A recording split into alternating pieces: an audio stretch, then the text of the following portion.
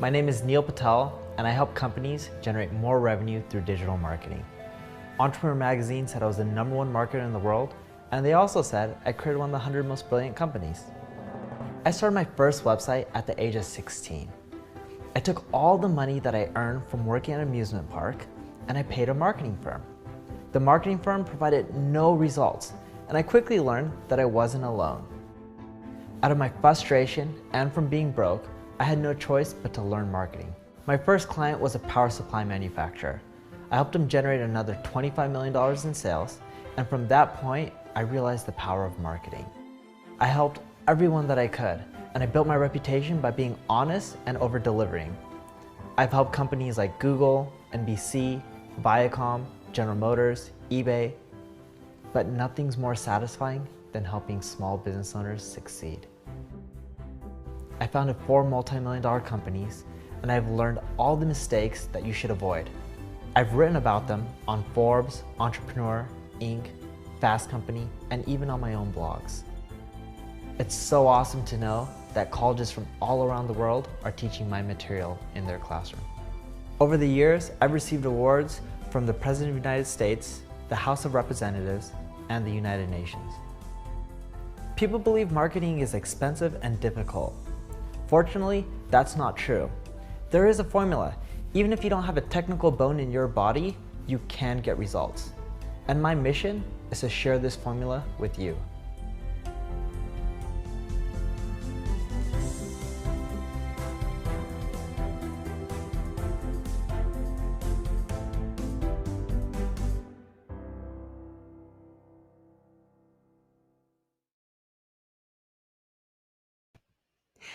Hello, everybody, and welcome to our very special edition of Restream Live Show with Neil Patel. Today, we're going to talk about why live streaming should be your focus in 2021, and you will learn the best tips about this from the top world's marketer, Neil Patel. Without further notice, Neil, welcome to the show. It is so great to have you here. Thank you for having me. Absolutely. It's a pleasure. So today we are going to talk about marketing and live video, and we have a lot of questions lined up. We also will be taking questions from our community. So please bring them up in the chat. We will take a couple of questions from the chat as well as take a couple of questions as video with some of our community members who submitted questions in advance. All right. So let's go ahead and get started with just a general kind of overview from your perspective, Neil. What are the major video marketing trends of 2020 that you're seeing and believe will stay relevant in 2021 since we're approaching the end of the year? Sure. So, what's funny is that we're here live. Live is actually one of the biggest trends we're seeing, and not for the reason most people think. So here's why live is big. If you look at most social media platforms, one thing that they've done over the years is they've crushed the reach, right? Unless you pay, you don't tend to get much of a reach. But here's the thing. What's different with their algorithms is they're trying to beat live television, like the normal television that you watch on TV through cable providers, whatever it may be, right? When you're watching your ABC, NBC, whatever the TV channel may be. So their whole thing right now is if you go live, they're trying to spread it not to just your network, but your network's network and whoever else is willing to watch, because they want more people to stay on YouTube or Facebook or any of their platforms because they make more ad revenue versus if you go out there and go watch TV. So that's one big trend that we're seeing right now, in which you should go live more often. And the more live you go, the better off you are, because it's actually causing higher engagement. So then when you create content, whether it's videos or text-based posts or whatever it may be, that content is doing better because you had more engagement from your audience during the live session, from comments and stuff like that. So they're more likely to see it when you're not, quote unquote, going live. So that's what the first big trend that we're seeing. Awesome. That makes a lot of sense. So when you work with different corporations and entrepreneurs, in that little video preview, we saw that you have a very wide spectrum of clients that you're helping with their marketing needs. Do you feel like those organizations and business owners underestimate the power of live video today? They do. What's funny is I was talking with a large corporation without naming their name, and they have quite a big social presence because they've spent a lot of money to get that presence. And right now they're in the process of finding people within their space to interview on all these channels and create content. And my pitch to them was, you shouldn't actually just go create content and do interviews. What you should do is, because the people that they're trying to interview are really well known and also have massive social followings, my pitch to them was, you should go live together and do interviews. So for example, let's take the example of Instagram. If I go live on Instagram at the same time that they're going live and we're both on the interview, my followers will get to know them and their followers will get to know me. So in essence, it's kind of like a win-win. But on top of that, you'll notice that the content spreads way faster than if you were just going live on your own channel to your own audience. Yeah, that makes a lot of sense. And interview is also one of the easiest way to create live content for those people who are just thinking, how do I get started with this? Is just connect with experts in your industry, start with interviews and conversations, because it's very easy and natural to have a dialogue, right? Versus preparing all a presentation and keeping your audience engaged. So for those who are thinking about live video and also think about search engine optimization, which is one of your major areas of expertise, what are some SEO tips for live videos for both beginners, streamers, and creators, as well as advanced ones? Sure. So first off, when you're creating video content, keep in mind the most popular search engine out there is Google. If you had to guess on the second most popular search engine, what would you guess it would be? After Google? Oh, that's a good one. I would say it will be another, like something like Yahoo, maybe? It's actually YouTube. Technically, that is Google as well. So trick question, but Okay. Google's number one. Number two is YouTube. Sorry about that. And when you think about YouTube, very few people are thinking about YouTube optimization. So when you're creating the live content, if I mention the word SEO and you mention the word SEO, YouTube now knows that this video is on SEO, so it's going to rank higher for the word SEO. Also, when you're going live, there's titles, there's descriptions. Having the right keywords in there helps as well. The next thing you want to do to increase your SEO and your traffic, even if you don't have any audience and you're not starting off, you can then take that video after it's done being live and then promote it within the first 24 hours. The reason I say first 24 hours, that's the most important part of YouTube's algorithm to rank. So in Google's algorithm, if you want to rank, it's slow and steady wins a race. YouTube is the opposite. Whatever videos do the best in the first 24 hours, they tend to rank really quickly, and you can get your rankings in the next day, 2 days, sometimes even same day. So I do email blasts, I'll do push notifications, messenger bots.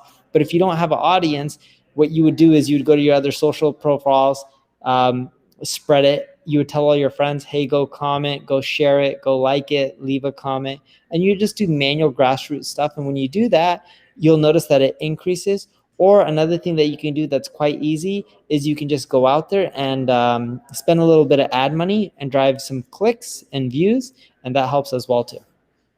Awesome. Yeah, that makes a lot of sense. And also the beautiful thing about YouTube is the content is kind of evergreen and people can keep discovering you as long as the topic is kind of universal, right? And it's not very, it doesn't expire immediately. You do have that opportunity to get more and more views. And also repurposing is another way to approach your live videos, which we'll cover a little bit later on today. So one of the things that I remember you were mentioning in one of your courses is, you get a lot of questions about landing pages and how to drive engagement. So one of the suggestions that you made was ask questions on landing pages. Ask people something about themselves and make that part of the landing. What kind of questions do you think will help boost engagement during a live show? What kind of things should we ask the community in order to kind of galvanize them? Sure. So when you're in a live show, like let's say if I'm talking about marketing and we're talking about marketing here, I could have a question right now is that what kind of business are you? Are you a small business? Are you a startup? Are you a large corporation? Or I can even get more specific. Are you a local business? Are you e-commerce business? And there's things like that. And then I can adjust the content based on what they select because I can pre-create the content, right? And then on top of that, when people start giving you responses, you can then adjust and tailor your responses, even in the live interviews, based on what the majority is. So if everyone said here, hey, I own an e-commerce company, I'm just making it up. Yeah. And we're talking about live. I would then adjust what I'm talking about and I would say, hey, did you know there's an interesting technique that most people don't know about? Did you know you can actually go live on Facebook and YouTube and start to create your own home shopping network style of video where you showcase products Like I'm going to showcase this MacBook and I'll be like, look, I only got 10 MacBooks left.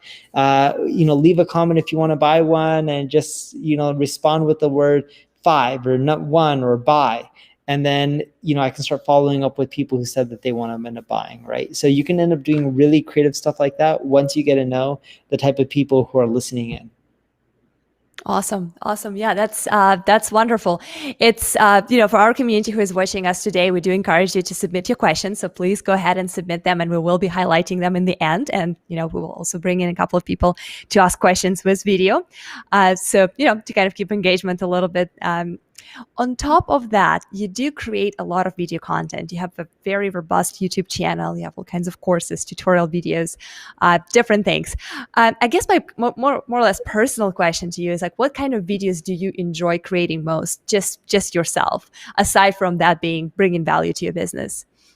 My favorite type of videos are how-to tutorials. Anytime I show someone how to do something, I love it, because I feel if you watch a video and you can get action out of it, I feel that I've taught you something, help get you achieve your goals in life or in your business or in your marketing. So I feel that it wasn't a waste of your time. Those are some of my favorite videos to create. Funny enough, some of my favorite videos to watch aren't necessarily how-to related. It's more trend-based, like what's happening in the future, what's changing. I love watching those kind of videos as well. Awesome. Amazing. So when it comes to videos, what is your approach to measuring return on investment? Because for a lot of people, if you don't have a team of producers and professional videographers, editors, it is quite an endeavor to create video content, right? It's a lot more. Not really. Everyone believes that. You don't need professional. Look at my background. Straight up. Look, I got some reflection from the coffee table. I don't have a professional background right now. Right. You know what the best way to create a phone is, or a video? You just bust out your phone and you go and create a video and you upload it. And it's okay. And it works. People don't care that much about the quality. But here's an interesting stat for you. We have a software called Uber Suggest. Okay, and Uber Suggest is an SEO tool that a lot of people use, hopefully more in the future. And we have a free version and we have a paid version. We ran a survey at the end when people started purchasing, saying, hey, how'd you find out about us? Did you know a little bit more than 20%? We only ran the survey for a few days, but during those few days, literally a little bit more than 20% of the people said, we learned about you from YouTube. We learned about you from watching videos. Now, when we look at our tracking from YouTube and we look at our tracking from Facebook and LinkedIn, because we're uploading a lot of the live videos and even the pre-recorded videos to all these social networks, we can't track the ROI. We didn't see it. But asking people showed us that there's a massive ROI. The problem that people end up having is when they're trying to generate revenue from these channels, they expect to generate revenue, they spend some money, they spend a few dollars, and they expect to generate revenue right then and there. Remember, it's the long tail. If you optimize for these keywords with these videos, you continually get traffic. Even if I don't release content on YouTube, I can generate 800 to 1 million views a month just because I'm getting a lot of traffic from all those search queries. So what I tell people is if you do it for 6 months to a year and then you're patient, you'll see a huge ROI. But if you expect it in the short run, you won't. And if you're looking to find a direct ROI through tracking, it's really hard. But when you start surveying and asking people, you'll be shocked on how much volume social channels can actually drive you. So that's a great advice, because a lot of people get stuck on this return on investment because, yeah, you're right. You don't have to have a lot of equipment and a lot of effort put into video, but it is still effort. And you kind of want that instant gratification, right? Like with pay-per-click, for example, you uploaded that ad, you put that picture, and oh my God, this many people clicked, this many people bought. With live video, it doesn't necessarily work that way. You kind of have to play a longer game a little bit. But what are your thoughts on repurposing content? Because live videos are great because they're faster to create, right? Like right now, we're just going live. We didn't have to take a bunch of takes. We didn't have to prepare. We didn't have to write a script. But then after we're done here, there's so much we can do with this video. So what are your recommendations on how to approach what you have after you went live? So my recommendation is, okay, so even if you go live and you didn't, you don't have much of a setup or anything like this, my recommendation is like, look, you go live, and if you're going to go live, offer some sort of thing in your videos. That's the first thing I don't know why people don't do. Offer something, whether it's a product, a bonus, a promo, whatever it may end up being, right? Then the next thing that you mentioned in your question when you're talking about live, it's how do you end up leveraging it? And my whole big thing is optimize it for keywords, take that content, repurpose it into audio. So like I would strip out this video, like literally remove the video, strip it out into audio and turn it into a podcast. And then what I would end up doing is taking that video or audio, and then I would figure out how to send it to someone on Upwork and tell them to repurpose it into a blog post. They can't transcribe it directly into a blog post, but they can modify it so it works into a blog post. And it's just like you're taking that one piece of content and you now have from video that you upload to all the social sites, you publish it on your own website, then you end up creating an audio version, which could just turn into a podcast. You put that on Google, you put it on Spotify, you put it on the iTunes store. And then from there, you also repurpose it into a blog post. And then as I mentioned from that, within your live video, hopefully you have some sort of offer. So then now when you're repurposing it, not only are you getting more views, more impressions, but you're also generating sales, and it's indirect. And here's what I mean by indirect. The moment you tell people in a video, hey, click the link below and go to my website, the social networks will ding you. Their algorithms are based on the longer you stick around on that social platform, the more views we're going to give you, because that helps them generate more ad revenue. The moment you send them off, you're not going to do as well. And that's what makes it harder to track ROI. But the moment you're repurposing and putting it out there, your brand's getting out there, you're going to get more sales, and you're going to start seeing indirect ROIs from it. Yeah, absolutely. It is easy to forget how many different ways you can creatively repurpose content. And what is your take on the difference between live video versus pre-recorded? What do you think is easier? Because in my opinion, going live is easier to create, perfectly edited video. But I'm curious, what's your opinion on that? I'm the same. And what's funny is if you have a pre-recorded video, more people want the higher quality production. I still recommend people just bust out their phone and take it, and majority of people will be okay with it. But when you go live, no one expects perfection or editing. So one, you save money because you don't have to have all this staff. And then two, you're getting more views than pre-recorded because our algorithms are trying to encourage live at this moment. And then three, you can engage more with your audience while they're in there, which then helps boost up the power of your social profile. So then when you post the non quote unquote live content, it tends to do better because you've engaged with a lot more people through the comments.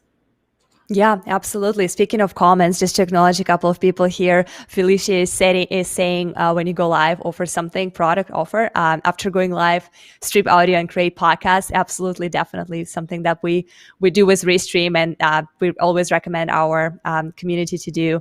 Make it offer purpose content. Randy from Facebook is saying, great idea. I've been binge watching podcasts recently. It is really funny to think about how many people are consuming or experiencing your live video as a podcast to begin with, because as we speak right now, just imagine how many people are watching us on the background while they're doing something else. So technically they're not necessarily watching, they're just listening. So why not to bring it on a podcast platform where people just originally intentionally come for audio only? So that's a good one. I see Felicia sharing the link to Uber Suggest, and Lawson is saying the best tools are the ones you have on you. That's regarding your idea that you do not have to have a professional camera in order to get started. Thanks, guys. Keep bringing your comments. Keep bringing not just that. The camera on these phones are better than most of the cameras out there that people have. That's very true. It's simple to use, and it's just like, they have all these filters and stuff like that, and there's apps that you can end up installing that make your video production better as well without having an editor. Yeah, absolutely. I agree. And as you go, this is one of the things that we recommend is get started with whatever you have.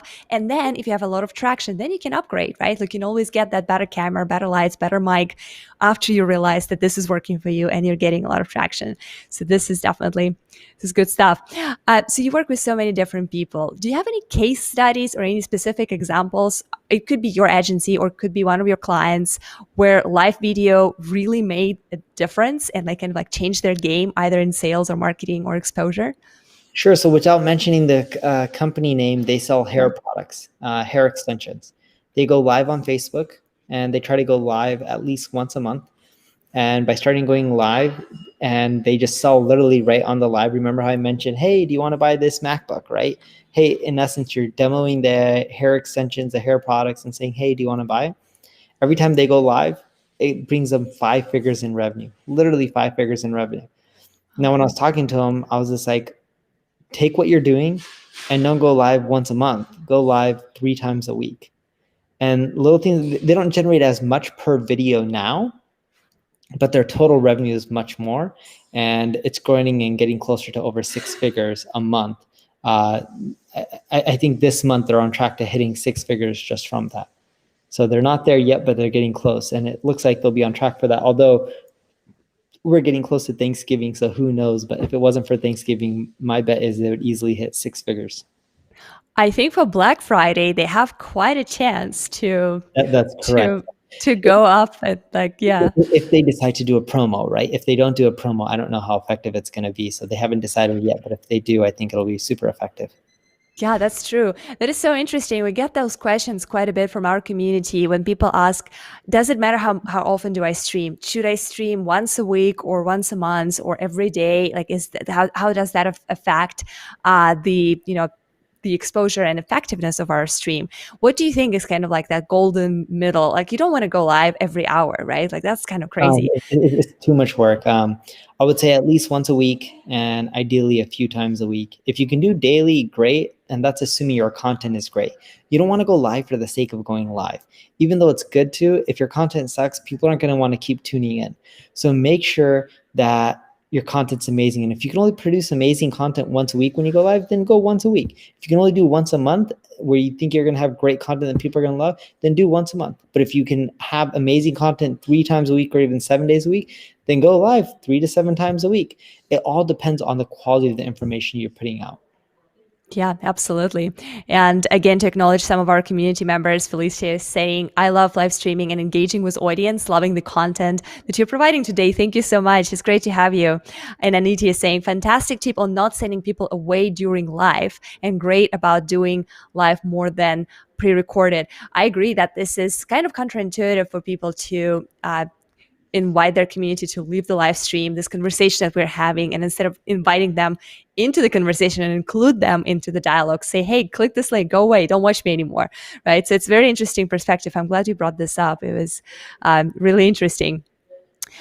So another question that I have for you is in terms of bringing your content to your audience. Right now, people are kind of spread out between different social media platforms. More and more of them are coming out, especially with the health crisis. People are staying at home. They're spending a lot of time online and live. Do you believe that it is important to bring content to your audience and send it to multiple channels versus just focusing on one channel? Well, I look at it this way. If I create a video, right, like this video, we're doing this, why would you only put it on YouTube or only on Facebook? It doesn't matter how many followers you have. You're going to be seen by more people the more networks you push it out on. So whether you like Instagram or whether you like Facebook or YouTube or Twitter, who cares?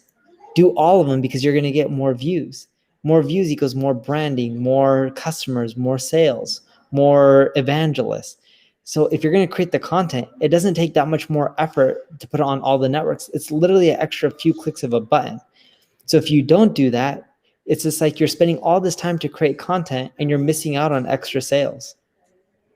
Yeah, absolutely. And using tools like Restream, and there are several others out there, it makes it so simple. Like, for example, right now we're live on YouTube, Facebook, LinkedIn, and Twitter at the same time. I am aggregating all the chat. You can see it as well, Neil. I'm sure you can see the comments coming in, and you can see which platform they're coming in, and you can acknowledge them. You can highlight them at any moment, so you don't really have to create multiple videos and multiple efforts to include all the community in one place. There are lots of tools that can help you do it in a very easy way.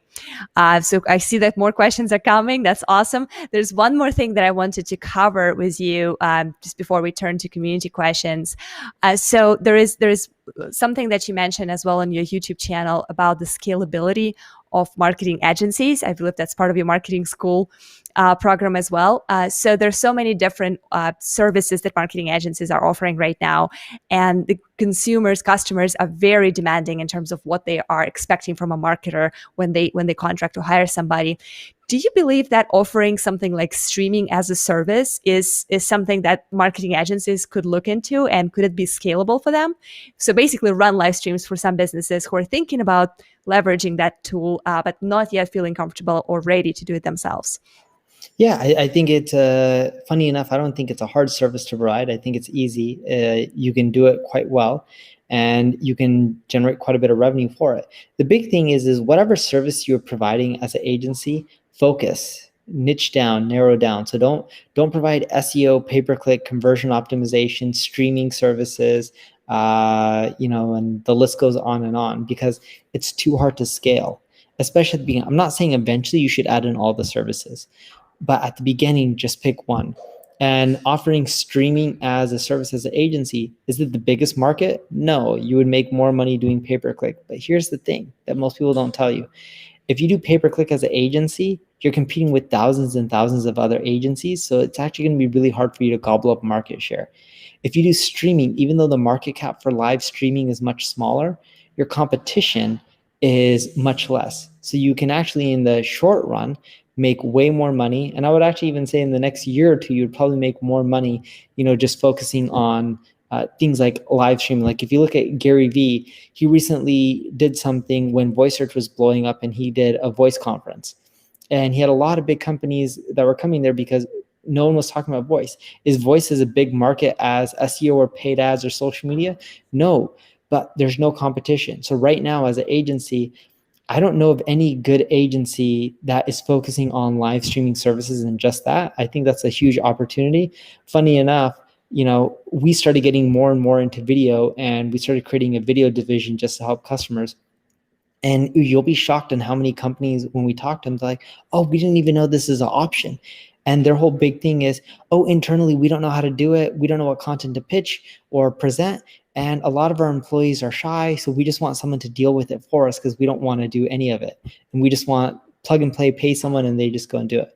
But I think there's a massive opportunity right now in that. Do you remember your first ever live stream, and how did that go? It's always, usually for most people, it's kind of a hilarious or strange or awkward experience. Do you remember anything about yours? Yeah, so I believe my first live experience was on Facebook, and I just went live only on Facebook. I was at a Starbucks coffee, and I went live for like 2 minutes, and I quickly learned, I'm like, oh, and I had 1,000+ people viewing, and I was like, oh, I should have stayed on for like 10, 20 minutes. I'm like, I could have just created a recorded video. Why would I go live for only 2 minutes? And I was just giving advice, but what I should have done, and I did it wrong at the time, was stick around for 20, 30 minutes, answer people's questions, engage with them, and use live for what it's quote unquote meant to be, versus just doing that standard recorded type of video and putting it live. And that's what I'm big on, is because like most people say, oh yeah, I can just do my standard type of video. The key with live is to engage with the audience. When you do recorded videos, you don't engage as much. The engagement is what causes your social profile to have more clout. So that way, when you post other content, it has a higher likelihood of going viral. Yeah, absolutely. For those who are experiencing us as a podcast, speaking of repurposing, let me reintroduce you real quick. My guest today is Neil Patel. He is the world's top marketer, mega influencer, entrepreneur, and blogger. So before we turn to engagement, I just came up with another question that I was really curious about, kind of in conjunction of what you were saying about how a lot of people think that they're shy, how they're not comfortable, going live is so daunting. So you are very charismatic, very seasoned performer. It is very easy for you to say, hey, just turn on that live button. Like you'll be fine. You'll look great.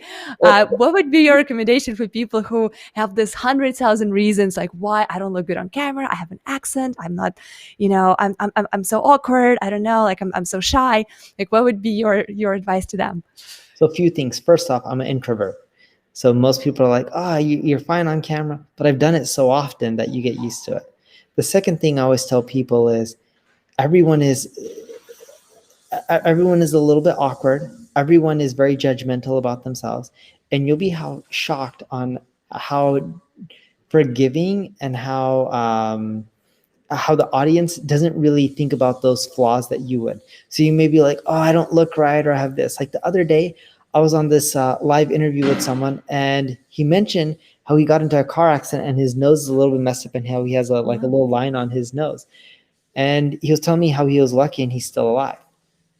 And I was telling him on this interview, I'm like, dude, who cares about your nose? You don't have to feel bad or tell me about it. It's not a big deal. Be happy that you're alive and you're still there for your family. And he's like, no, I totally agree. But the thing was, when he mentioned his nose, I didn't notice it. Only he noticed it. And most people they don't really care. They're just like, hey, I'm happy to be here. Thank you for your time. Thank you for helping us out. Thank you for providing advice, whatever it may be. So don't stress about these little things. And I just encourage people to just try going live for like 5 minutes. And you may be awkward. It may not work out the way you want. But if you do it a few times, you'll get used to it. You'll get encouraging comments. People are very friendly on the social web. And then you'll realize, oh, this isn't bad. Let me just keep doing this more and more. Yeah, absolutely. Yeah, I think this is very common misconception because people are so judgmental, and it's amazing how forgiving the community is. There's so many ideas that people are going to be so mean to me, but actually, I personally never experienced that, and I think most people are their own worst judges, so to say, if that makes any sense. All right, a couple of questions from our community. There are so many good ones coming in. Lucy Carter from YouTube is asking, would you recommend going live at different times or having a regular time slot? So basically schedule. We're live in an on-demand world. So how would you encourage viewers on live? So schedule versus spontaneous showing up. So I recommend in the long run you have a regular schedule, but here's what I would do. So when you're first starting off live, use multiple different schedules, because then you'll see what times create the most interaction and engagement and the most viewers. Once you have that time slot and you've tested out a few times, then make that time your regular slot where you continually go live during that time or that day, or if it's multiple days during the week, that time during the week. So then you know what's going to get you the most engagement. If you don't test, you're just going to be like, oh yeah, this is the best time. But if you haven't tested it, you don't really know. So then everyone needs to test out a few different times at the beginning to figure out the ideal time where majority of their audience is going to be online. Yeah, absolutely. So another question that I thought was pretty interesting is here from YouTube web video. He's saying, I'm a baby boomer nerd. The average early baby boomers are my target audience. Can you give any insights on how to engage and convert them? Or just in general, is there any difference in approach for different generations, or do all people? There really is no difference if you're going after teens to baby boomers to people in the elder demographics. They're all online. The big thing is if that's your target audience and you want to figure out insights on how to convert them, the biggest thing people make a mistake on is to forget the pitch. If you forget to include a pitch within your live video promoting a product, a service, whatever it is you have to offer, you're less likely to generate revenue. As my mom always said, if you don't ask, you'll never receive. So ask, and you can do that with a pitch. Yeah, absolutely. That's very good. That's a very wise idea. Like I love what your mom said. Yeah, you have to ask, you have to try, you have to do in order to get somewhere. Sabir is here checking in, saying, "Love Neil Patel. He is the CEO, the SEO and content guru. Much love, brother. Thank you so much. Yeah, you are a guru. It's really exciting. Very welcoming community." Thank you for the kind words, Sabir. And funny enough, I've known Sabir for a bit. He is actually one of the best e-commerce consultants that I know. The guy knows e-commerce like the back of his hand. That's amazing. Yeah, we actually do work with Sabir. He's one of our partners. So yeah, it's good to see you. And I see Leanne is saying here, great to see Neil advocating for live streaming. Yeah, absolutely. Live streaming is the future, and it should be your focus for marketing in 2021. This is what we are talking about today. And I do have a couple of people who will be joining us with live video. So let me go ahead and bring in Bruce here to ask his question. Right, Bruce. Let's see. Can you? I'm not sure you have your microphone on. I don't think we can hear you. Maybe you're muted. Here you go. Can you hear me now?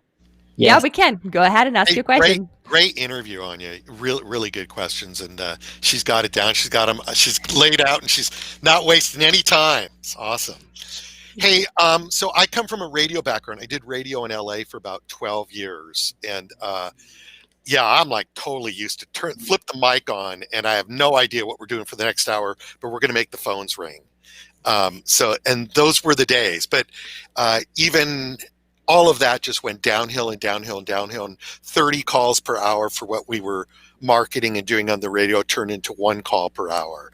So we've really had to battle back to figure out, I would spend 2 hours a week on content prep and just go into the studio for an hour and do it and not think about marketing for the rest of the week. Now, so people say, why don't you have a podcast? Because radio's down. I'm like, podcast and YouTube and live streaming. And it's gone from 3 hours a week to 30 hours a week to maintain the same traction.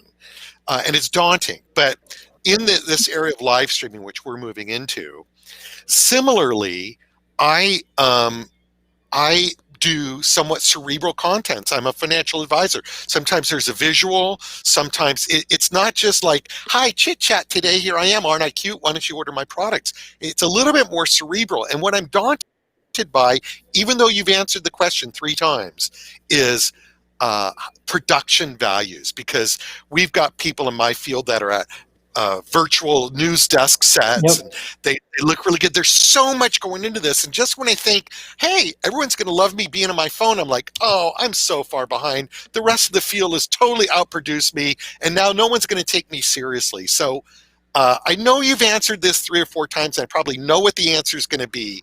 But I just want to state it from the background that I'm coming from, of trying to be, be accepted as an authority, get people to listen. Sometimes I need slides. I got to make things a little, take something wonky, break it down. Talk to me about why I shouldn't care about production values, or should I? Production value is good. Don't get me wrong. I'm not trying to knock it, and I'm not trying to say there's no value there, and there's a time and place for it. But what you'll find is, let's go back to your original issue. When you did radio, your call volume dropped to barely like 1 hour. Okay? When you go live, these social networks are going to push people to your videos. You won't have that issue of only having 1 an hour. You'll get more engagement. These platforms are more popular than radio. So why wouldn't you just go out there and just produce it and not worry about production value? And every time we've tested a high production versus no production, right? Because typically when you release recorded videos, you have some sort of production. But when we test recorded videos with production versus live videos with no production, almost all the time, not 100%, but majority of the time, the live video beats the recorded video in traffic. And that's because of the way the social algorithms work. It's too hard to do fully produced, perfect videos that are live. If that's the case, it's not really that live. Awesome. Thank you so much, Bruce, for joining us. Made it a little bit more interactive with like bringing people in. There is another great question here from Gabriel. He's asking, what would have to happen over the next 2 to 3 months for a live streamer with marginal experience to build an engaged, committed live audience? So this is the question about growing your audience from when you're starting from a small place. You have to do a few things. One, you need to probably go live 3 times minimum a week, if not like 5 or 6. 2, you need to bring on other people who have big communities. The bigger, the better. If they're small, that's okay. It's better than nothing. So that way you're going live at the same time. So their audience knows about you and your audience knows about them. The third thing you need to do is do keyword research. So when you do keyword research, I'm talking about including the right keywords in your videos, your descriptions, etc. Fourth is you need to go live on all the platforms, not just one platform, because the more you do, the more reach you're going to get. And then the fifth thing that you need to do is promote your live videos, whether that's emails, push notifications, messenger bots. If you're going to go live, letting people know about it in advance, you're going to have a much bigger audience, and you're going to start building in regularity, which is going to help you. So then that way you continue to have an audience. And if you want a bonus tip, what I would do is I would offer incentives. If you share the video, or if you tell other people about it, or you do X, Y, and Z, you can win a phone, you can win a consulting session, you can win a one-on-one private conversation with me, whatever it may be. So things like that will also make it spread faster. Awesome. All right. We have another person joining us. This time, this is Mina from actually New Zealand. So she's joining us from far away. Mina, go ahead and ask your question.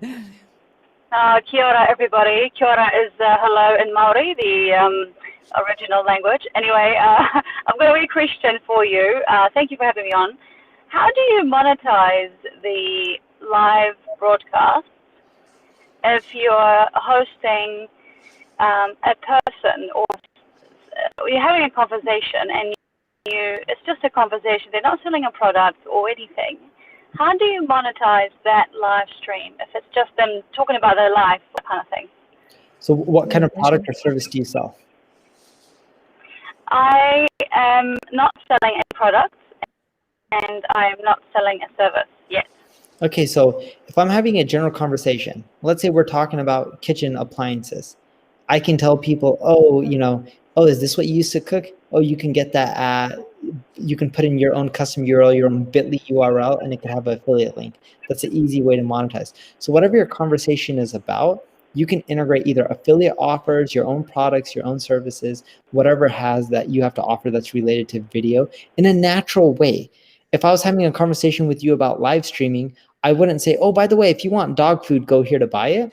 But let's say we're talking about live streaming, I would say, hey, and by the way, if you're going to test this out and you haven't done it, check out Restream. You can end up going live on all these networks. You'll get a bigger audience, and it's really easy, and it's a few clicks of a button, right? It's related. That's a pitch with being soft, and it's relevant, and it provides value. And the value part is the key, because most people don't do well from their pitch because they're selling something that doesn't benefit the end user. If we're talking about streaming, I'm talking about Restream, and it ends up giving you the results, a bigger audience, and all in just a few clicks. That's a win-win. You're getting the benefit of ease, a bigger audience, and they're getting the benefit of more signups. So it's working on both ends. And if there isn't a benefit on both ends, it doesn't work out well. Awesome. Thank you so much. Yeah, great question, Mina. I appreciate it. So to wrap this up, we are going to come to our little pitch right here with Restream and with Neil. I know I asked you that kind of last minute before we went live. You have used Restream in the past, right? Yeah. Can you share a little bit about your experience? What was your, were you just exploring for the first time, or did you quickly realize the power of multi-streaming and kind of like spreading and broadcasting your content all over the place and kind of like ran with it? Sure. So funny enough, even if you weren't here, I would still say this. I've only been live a few times without Restream. And then eventually I ended up learning about you guys from a buddy named Eric Su. And he's like, dude, we can go live on all the networks at once. And then since then, I've only used you guys, because why would I go live and not reach as many people as possible and generate as much brand awareness or even revenue from that aspect? But I've only had a good experience. And if I didn't, no offense, I wouldn't be using your guys' product. Awesome. Well, thank you so much for saying that. I appreciate it. Yeah, it is definitely an opportunity to reach more people, just because mathematically it makes sense, right? You go to more platforms. It also helps you to bring content to where people already are, instead of telling your Facebook folks to go join you on YouTube, and people who usually hang out on LinkedIn, go and find you on Facebook, right? So it makes sense. It's logical. But yeah, I'm really glad to hear. And especially with product like Studio, it really makes it very easy for you to start. And you don't have to have a lot of equipment. You don't have to be a professional video producer and editor. As long as you are like Neil and have a great message to deliver, have expertise, have knowledge that you are willing and comfortable sharing, there are lots of tools out there, and Restream is one of them that can empower you. I guess what's hilarious is when I first tried to go live on multiple channels, when Eric was telling me about you guys, I was literally trying to buy multiple laptops and get laptops from my team members to try to go live on all of them at once. And then when I learned about you guys, I was like, oh, this is way simpler. Yeah, it is definitely complicated, especially when you think about, a lot of times people think about Restream going to multiple platforms, meaning different platform every time, right? But you can also think about multiple destinations or channels within one platform. For example, if you have a Facebook page and a Facebook group and a Facebook profile, Restream can help you solve that problem and like put you everywhere without necessarily going to 30 different platforms at the same time. So this was really, really exciting conversation. I really appreciate you joining us today, Neil. Thank you so very much for your time. I guess to wrap it up and to close it, any last piece of advice for people who are still undecided somehow about live streaming? Look, whether you use Restream or any other tool out there, I just recommend you go live. You'll see good results. And instead of me saying, hey, this is why you need to do it, like I've already mentioned that a lot, just try it out for 5 to 10 minutes. Literally bust out your phone, pick any social platform you want to do, go live. You'll realize the value. Once you see the engagement, then go live on all your platforms at once. Like it's that simple. Or if you want, just go live on all your platforms at once at the same time as the first start off, because you'll even see more engagement. But either way, don't take my word for it. Don't take everyone else's word for it, because there's a lot of stats that show that it works really well. Just go and try it out. Go with 5 minutes of your time. You don't have to plan for anything. Literally just bust out your phone and start talking. Yeah, absolutely. Well, thank you so much, Neil. And for those who's watching us today, there's a quick kind of freewheel party here that we are also going to be working with Neil on a blog post about why live streaming should be your focus in 2021. So there will be more information and more knowledge bombs and wisdom tips from Neil coming in the direction of live streaming for those of you who are interested in leveling up your game next year, maybe even in the end of this year, in terms of your video and digital presence. Well, thank you very much once again, everyone, for watching us today. Thank you for the community, for your questions, for people who showed up and joined us live. And thank you so much, Neil, for every second of your time and all those great advice and insights. Appreciate you. Thanks for coming and having me. Absolutely. All right. And we're going to wrap it up with a quick closing, and then we will be just finishing up. Thanks, everybody. See you around.